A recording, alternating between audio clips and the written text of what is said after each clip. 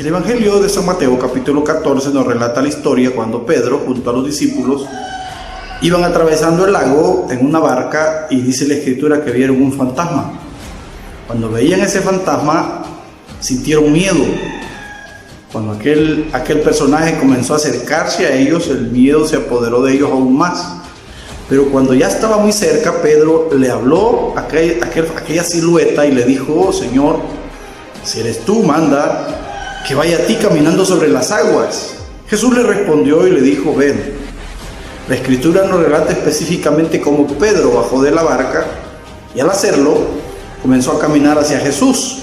Pero una peculiaridad: Pedro tenía su mirada puesta en Cristo. Mientras Pedro estaba viendo a Jesús, él podía caminar sobre las aguas.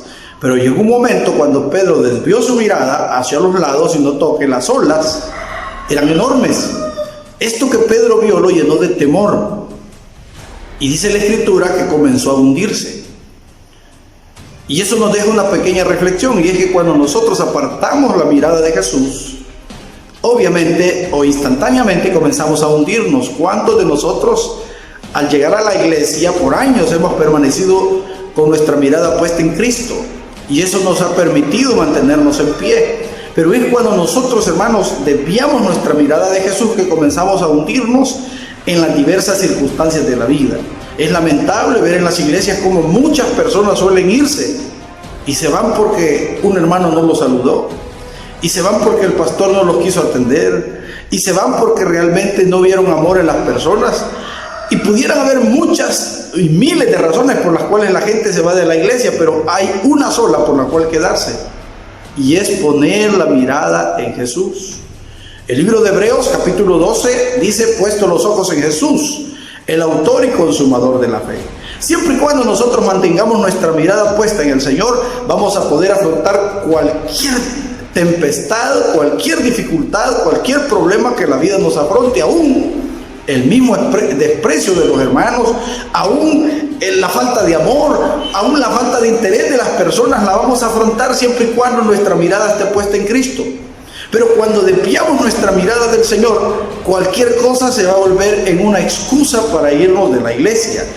Dios nos llamó, hermanos, a que seamos parte de una iglesia, pero al ser parte de esa iglesia, nuestra mirada debe estar puesta en Jesús.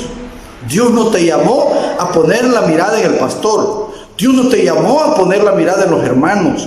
Dios no te llamó a poner la mirada en las personas que están a tu alrededor. Dios te llamó a amarles, a dar lo mejor de ti y amarlo a Él, y a estar seguro que Él te ama. Y mientras Dios esté contigo, no hay razones para que tú te desanimes, para que tú pierdas fuerzas, para que tú pierdas fuerza o ánimo, porque ese es el Señor que debe estar tu mirada.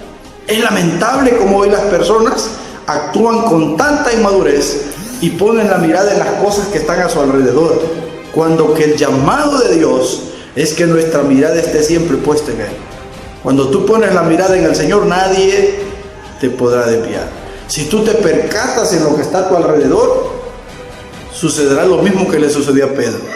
Comenzarás a hundirte, los problemas, las dificultades te van a hundir, el desánimo, el desprecio, la falta de sinceridad, la falta de amistad, la falta de muchas cosas serán una excusa para alejarte del Señor.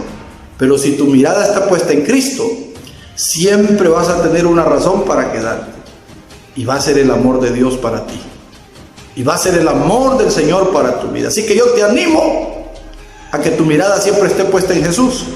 No la pongas en las personas, no la pongas en los hombres. Pon tu mirada en el Señor, quien cada día nos da ánimos para seguir adelante. Que Dios te bendiga.